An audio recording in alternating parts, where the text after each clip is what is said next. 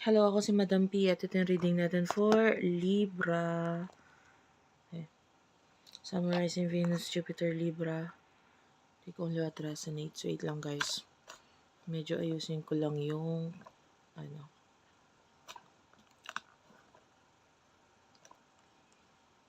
Ayan. So this is for Libra.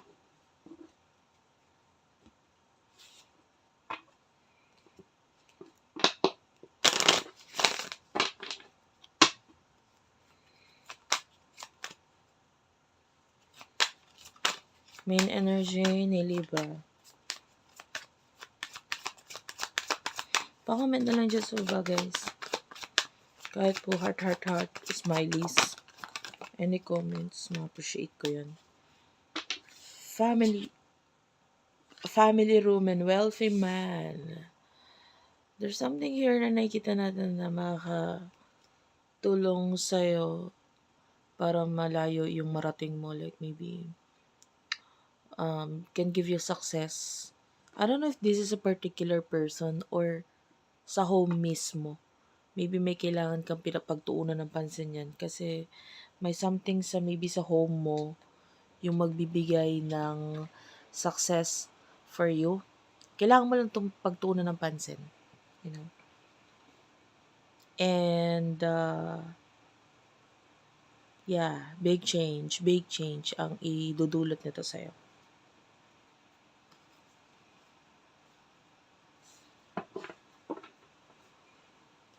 Yung iba sa inyo pwede na papag-isipan or may idea ka na regarding dito. Maybe place in your home na parang gusto mong gawing kapaki-pakinabang. For example, may maliit na espasyo sa bahay ninyo, gusto mong gawing tindahan siyang maliit. Kasi, sayang, di ba? Opportunities, ganyan, within the home na makakatulong para sa'yo.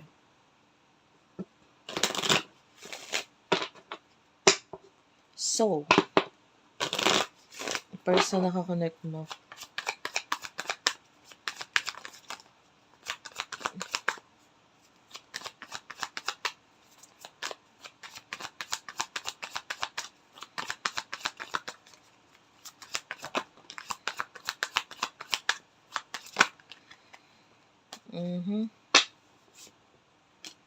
So, this is for the sign of Libra, Sun, Rising, Venus, Jupiter, Libra. The thief and occupation is here.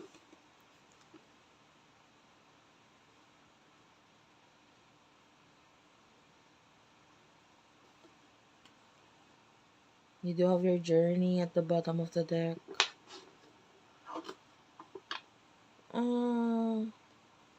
There's a person na parang gustong or pwedeng literal ginagamit ka nito or nagamit ka na nitong person na to. You do have your occupation. Maybe this is someone na kung ano yung mga kakayahan mo, ginagamit niya yun as strength niya. Well, be careful dito sa person na to. Parang hindi ka dapat magtiwala sa kanya. Kailangan mo umiwas or lumayo. Kasi sasamantalahin niya kung ano yung mga bagay na meron ka or nakakakita siya ng opportunity sa'yo. So, you shouldn't trust this person. Tell me about sa emotion ninyo sa isa't isa.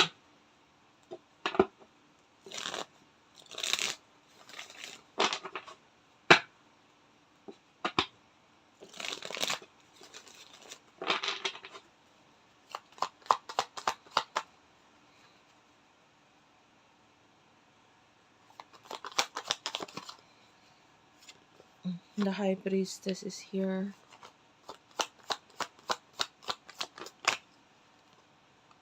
Nine of Pentacles. Taurus, Virgo, Capricorn, Three of Pentacles. Okay.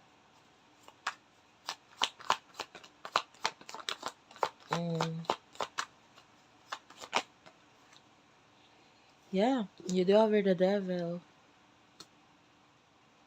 Ace of Cups and the Ten of Wands. In fairness naman dito sa person na to, mahal ka niya. ikaw, you're a very spiritual person. Alam mo yan, ramdam mo yan. But alam mo rin kung ikaw ay minamanipulate, ginagamit, or nagsisinungaling yung isang tao, you can feel that. Trust your instinct.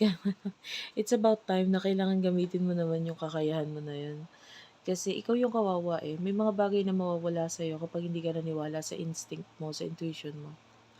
The Nine of Pentacles, there's something here na maabot mo if maniniwala ka sa spirit guides mo, sa angel guides mo, sa instinct mo. Pag ginamit mo yung utak mo, sabihin na natin gano'n. Kasi not all the time puso pinapairal, dapat utak din.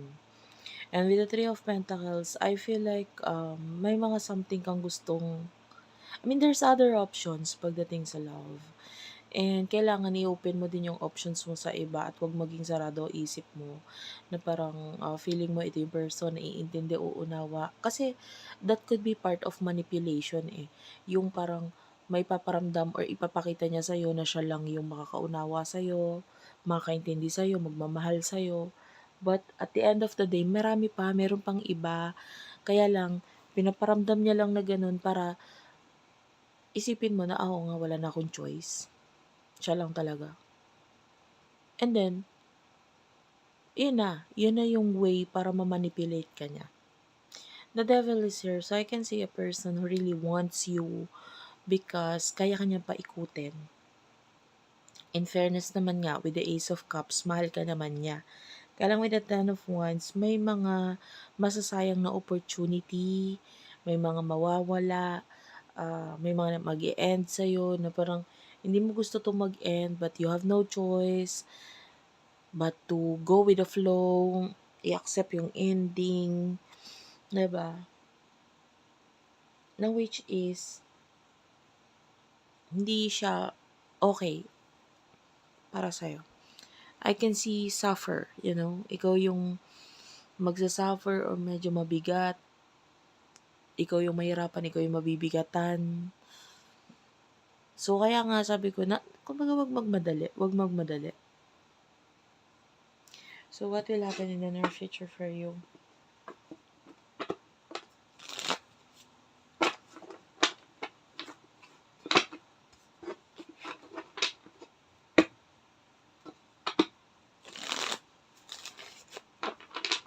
So, mga gusto mo pa personal reading, Madam, space P. Space pa sa dulo. Okay.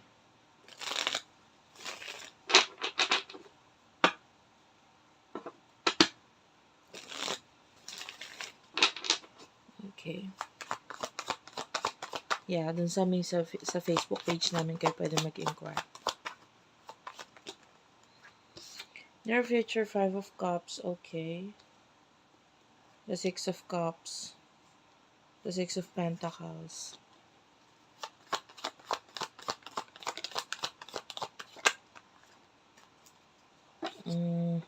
Nine of Swords, 10 of Swords, 9 of Cups, and the Wheel.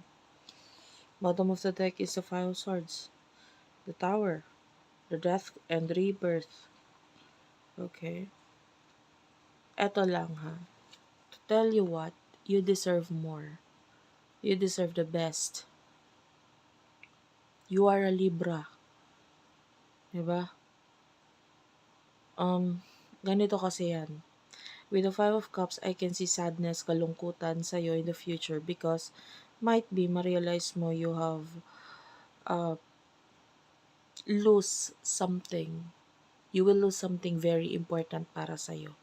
Kasi hindi mo mabitawan yung something na hindi naman talaga okay para sa'yo. Ito lagi ko nang ina-advise to sa mga Libra. I'm sure yung iba sa inyo narinig na to. Lalo na yung mga matagal na naka-follow sa akin.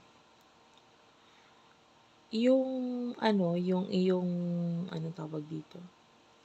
Partner for you in life is a person na dapat kapantay mo or mas better sa'yo. You should choose someone na mas better para sa'yo. Kasi yung Libra, mina-match up nila yung energy or alam mo yun, you are representing itong weighing scale, timbangan.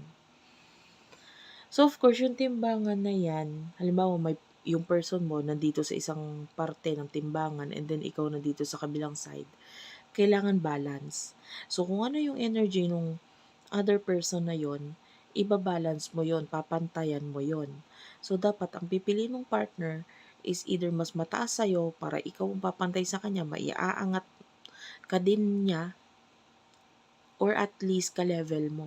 Don't ever settle for someone who is less than you, no? Kasi nga, hindi mo siya pwedeng hihilahin, hindi mo sabihin, charity hindi ka charity.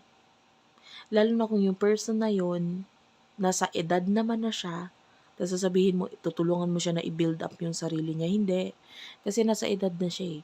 Kaya dapat, bago siyang makipag-connect sa'yo, naiangat niya na yung sarili niya. Diba? Kaya niyang gawin yun. Hindi naman na siya bata.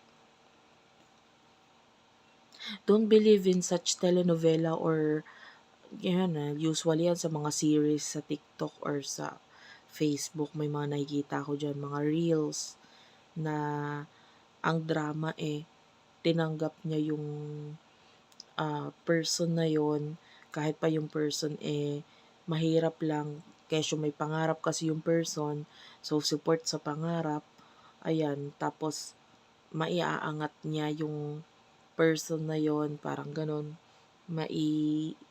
feeling niya, kumbaga parang ganun, naiaalagay mo sa sarili mo na baka dumating din sa akin yung ganyan, basta mamahalin lang ako ng tao, tapos tutulungan ko siyang maiangat ang buhay niya.